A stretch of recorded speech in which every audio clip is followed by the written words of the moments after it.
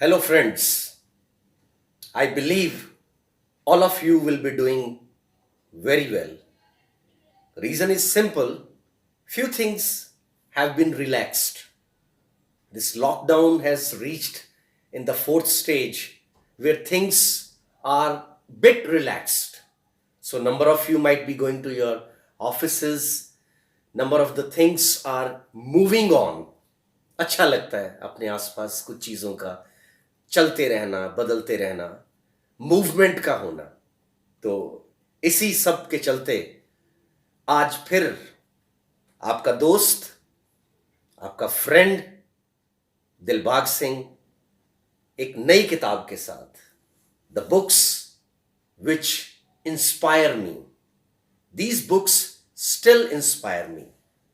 आज भी, कभी भी, किसी भी वक्त ये वो किताबें हैं जिनका कोई भी चैप्टर किसी भी वक्त खोल लिया जाए, वो इंस्पायर करता है, प्रेरित करता है।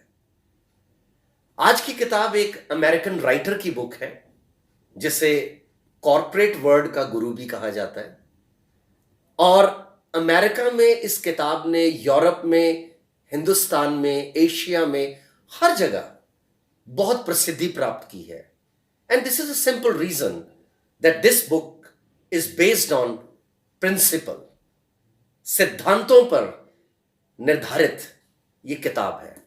क्योंकि इस किताब का किसी एक मुल्क से, किसी एक रिलीजन से, किसी एक कास्ट से लेना देना नहीं है। It depends on principles, integrity, honesty, truthfulness, trustworthiness, courage, ये सभी चीजें जो एक ह्यूमन बीइंग अपने साथ लेकर इस जीवन में आता है, अपनी अवेयरनेस को लेकर। None other than the 7 habits of highly effective people, written by Stephen R Covey.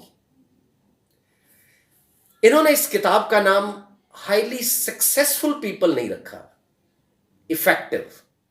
क्योंकि स्टीफन कॉवी, जिसने बेंजामिन फ्रैंकलिन को भी पढ़ा, विक्टर फ्रैंकलिन को भी पढ़ा, महात्मा गांधी को भी पढ़ा, और भी हमारे इंडियन स्क्रिप्चर्स को भी पढ़ा, Martin Luther king the junior, और जितने भी दुनिया के श्रेष्ठ व्यक्ति हुए हैं, उन सबको पढ़ने के बाद उन्होंने इस किताब को लिखा जो पर्सनल इफेक्टिवनेस को बढ़ाती है ना। इस किताब के टाइटल के नीचे लिखा है पावरफुल लेसन्स इन पर्सनल चेंज।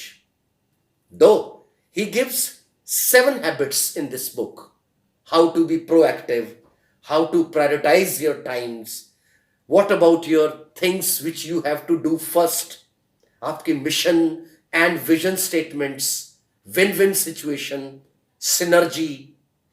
लेकिन आज के दौर के चलते, जिस दौर से हम गुजर रहे हैं, उस दौर के चलते अगर इसमें कोई चीज आज आपसे शेयर करने के लिए मुझे लगती है तो वो है एम्पैथेटिक लिसनिंग।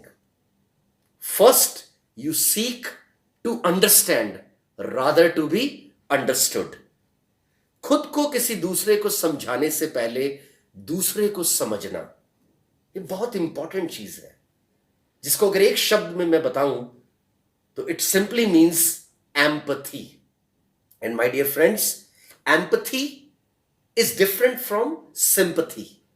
सिंपैथी हम जब किसी से सहानुभूति करते हैं, हम कहते हैं ओहो बेचारा, इसके साथ ऐसा क्यों हुआ, नहीं होना चाहिए था, शायद सही था, शायद गलत था।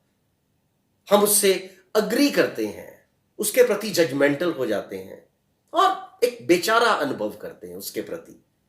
लेकिन empathy doesn't mean sympathy. It simply means when you put yourself in the shoe of other person, या यूं कह लीजिए आप दूसरे इंसान के भीतर उतरकर वो किसी भी चीज के बारे में क्या सोचता है उसको महसूस करना, that is called empathy.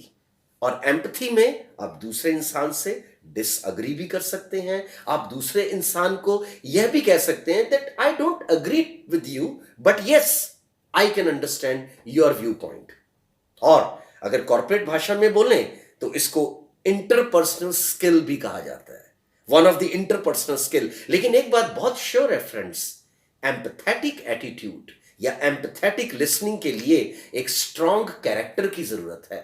The character who believes in integrity, honesty, trustworthiness and of course courage. क्योंकि इस तरह का कैरेक्टर ही दूसरे लोगों को इंस्पायर कर सकता है। सो एम्पथेटिक लिसनिंग जब मैं बोलता हूं तो वो परिवार में भी है और वो समाज में भी है ना। अब एक परिवार में 4 सदस्य हैं, मां, बेटा, बेटी, हस्बैंड, राइट, अलग अलग जनरेशन के लोग। अब सपोज मां खाना बना रही है, जून का महीना है, गर्मी में पसीने में है, 3-4 लोग आराम से बैठकर खाना खा रहे हैं। अचानक एक को लगता है कि यार mom is cooking food, it's inclement weather and पराठे बना रही है, वो खाना खिला रही है। तो उनमें से एक उठकर अपनी माँ के पास आ जाता है और खड़ा हो जाता है कि मम्मा आप बनाओ, मैं सर्व करता हूं। और फटाफट सिंक में जाकर वो कुछ करने लगता है और जो भी वो हेल्प कर सकता है, क्योंकि एम्पथी कैन बी फेल्ट, इसे महसूस किया जा सकता है। जैसे हम कहते हैं ना, एक बच्चा है, हम कहते हैं बेटा पढ़ाई कर, वो कहता है मैं कैसे पढ़ूं जी। आप कहते हैं फोकस कर यार, फोकस कर। स्कूल में हर कोई कहता है फोकस कर, घर में हर कोई कहता है फोकस कर, लेकिन फोकस करें कैसे? वो तो जब इंसान फोकस करता है, उसका किसी चीज के साथ अपना जुड़ाव महसूस करता है, तो उसे पता चलता है कि जब मैं कोई चीज मन से करता हूं तो सब चीजों की डाइवर्शन को खत्म करके मैं एक ही चीज पर, बिल्कुल एक ही चीज पर कंसंट्रेट करता हूं, तो वो मेरी फोकस्ड एनर्जी है।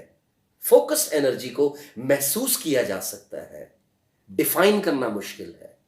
उसी तरह एम्पथी को डिफाइन किया जा सकता है शब्दों में, लेकिन वास्तविकता में इसे जानने के लिए इसे महसूस करना पड़ता है। इसे दूसरे इंसान के साथ जब आप कम्युनिकेट करते हैं तो वहां अप्लाई करना पड़ता है। सो एम्पथी सिंपली मीन्स एक बहुत बड़े रहे Martin Luther king the junior, wonderful person, जो अपने राइट्स के लिए लड़े। अमेरिका में इन्होंने बहुत बड़ी रेवोल्यूशन लाई कि ब्लैक्स और वाइट्स को एक ही तरह के राइट्स मिलने चाहिए। He fought for it. 40 साल की कम उम्र से पहले इनको नोबेल पीस प्राइज भी मिला और ये मृत्यु भी इनकी जल्दी हो गई 40 से पहले ही। लेकिन जो ये करना चाहते थे वो कर गए, इतना वंडरफुल काम कर गए कि हर इंसान, इनका एक ही शब्द होता था, empathy. We people do not need sympathy, we need empathy. आज भी तो दोस्तों हमारे चारों तरफ एम्पथेटिक एटीट्यूड की जरूरत है। अगर एक बच्चा जिसकी उम्र 15-16 साल है, वो अपने माँ बाप की तरफ एम्पथेटिक एटीट्यूड रखता है, अगर वो समझ पाता है कि मेरे माँ बाप किस दौर से गुजर रहे हैं, उसे महसूस कर पाता है, तो वो उनकी मदद कर सकता है। उसी तरह अगर माँ बाप ये सोचें कि मेरा बेटा या मेरी बेटी किस दौर से गुजर रहे हैं, उसकी उम्र क्या है, उसकी सोच क्या है, जब मैं उसकी उम्र में था तो मेरी सोच कैसी थी, तो बहुत सी चीजों को हम क्षमा भी कर देते हैं। इसे मैं चाहे माइक्रो लेवल पे लूं और इसे चाहे मैं मैक्रो लेवल पे लूं, दोनों ही लेवल पे एम्पथी एक बहुत बड़ा रोल प्ले करती है। और एम्पथी का कारण यह है कि हम जब लिसनिंग करते हैं तो हम केवल अपनी ऑटोबायोग्राफिकल स्क्रिप्ट के साथ लिसनिंग करते हैं। एक इंसान बोल रहा होता है और दूसरा इंसान अंदर प्रिपेयर कर रहा होता है कि मुझे इस बात का जवाब क्या देना है। तो लिसनिंग तो हुई नहीं, यह तो सिर्फ हियरिंग हुई।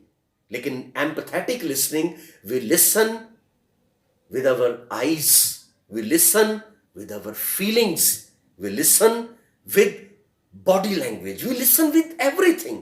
हम इंसान के रोए रोए से वाकिफ होते हैं। That is called empathetic listening. जब एम्पथेटिक लिसनिंग आती है तो आप समझ पाते हैं कि उस इंसान का दर्द क्या है, उस इंसान का व्यू पॉइंट क्या है। अब मैंने जैसे कहा कि माइक्रो लेवल पे parents can understand their children and children can understand their parents, उसी तरह मैक्रो लेवल पर मैक्रो लेवल पर जब एक कास्ट, एक धर्म, एक देश, सब दूसरों को सिर्फ अपनी नजर से ना देखकर उसकी नजर से भी देखते हैं तो खुद ब खुद काफी चीजें सेटल डाउन हो जाती हैं। आज के समय में एम्पैथेटिक एटीट्यूड टुवर्ड्स वो लेबर जो आज सड़कों पर अकेला घर की तरफ चल रहा है, वो धर्म जो एक दूसरे को शक की नजर से देख रहे हैं, उन सबको अपने में एक एम्पैथेटिक लिसनिंग, एक एम्पैथेटिक एटीट्यूड की आवश्यकता है। क्योंकि बहुत सी चीजें हैं, हमें अपने चश्मे बदलने के लिए बहुत सी चीजें हैं, मीडिया है, न्यूज है, न्यूज़पेपर्स हैं, है ना, सोशल मीडिया है, लेकिन अगर मेरे कैरेक्टर में एम्पथी है, अगर मेरे कैरेक्टर में इंटेग्रिटी और ऑनेस्टी है, टॉलरेंस है, दूसरे को सुनने की क्षमता है, तो मैं बहुत हद तक चीजों को समझ सकता हूं। So my dear friends, Martin Luther King ने एक वक्त में बहुत बहुत खूबसूरत लाइनें लिखी हैं जिसे मैं, है ना, पढ़ना चाहूंगा। Darkness can not drive out darkness, only light can do that. Hate can not drive out hate, only love and empathy can do that. So my dear friends, empathetic listening and then empathetic attitude, ये चीजें हमें एक बेहतर human being, एक बेहतर इंसान बनाती है। Thank you very much.